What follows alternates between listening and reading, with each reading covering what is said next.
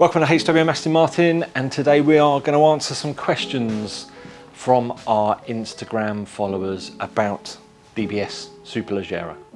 So the first question we had was top speed.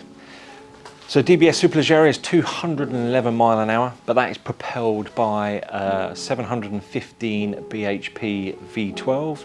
That's got 900 Newton meters of torque, and also is torque limited first, second and third gear. So our next question was, how long does it take to make the carbon fibre bonnet on a DBS? So there's no exact time scale for the bonnet, but it is a one-piece carbon fibre on both the Volante and also the Coupe. But the overall time to make an Aston Martin DBS is around about 300 man hours in the factory. Boot space, so how much have you got? 270 litres is what you have in the back of a DBS.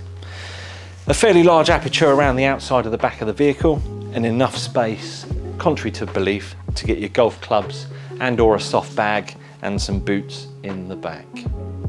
So is it better than DB11? Well, that would be a personal opinion really.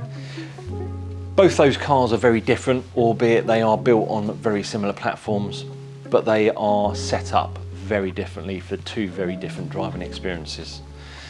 DBS is a much more hardcore version of DB11. DB11 is a bit more softer and more if you want to do some grand touring. Not to say that this car can't do that, but this is a more aggressive and a more spirited vehicle to drive. So a popular question that we've had is design, beauty, and all those sort of things. So Astons are designed, and not to trivialise it in any way, with the golden proportions in mind. So that is a 1/3 and 2/3.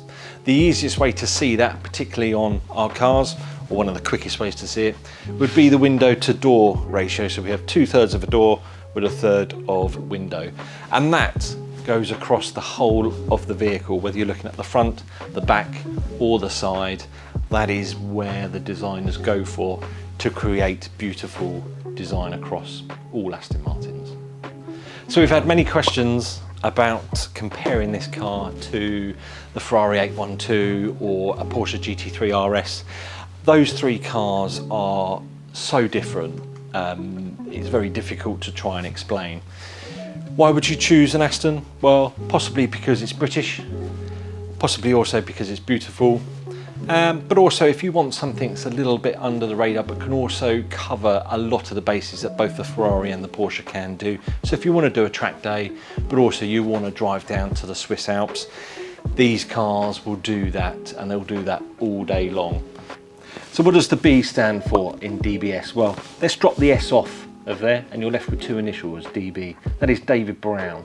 He bought the business in 1947 and started the DB lineage that we see today, whether that is DBS, DB11, or currently, as you well know, we have DBX 707. So we've had a couple of questions around DBS's lifetime. So yes, DBS has come to the end of its life on its production run. The vehicle had a special edition as its run-out model, which was the 770 Ultimate. We'll leave you a couple of pictures here of some of the cool specs that we put together with some customers for the end of DBS's life. We do have a couple of stock cars, but they are stock used vehicles, they're not new. We did a good job in finding homes for all our new DBS's, but these are available along with a couple of others. We'll put the link in the description below for our used car stock list, which is available on our website. Thank you again for all your questions, and thank you for taking the time to watch this video. We couldn't leave you without the obligatory sound check from this amazing exhaust.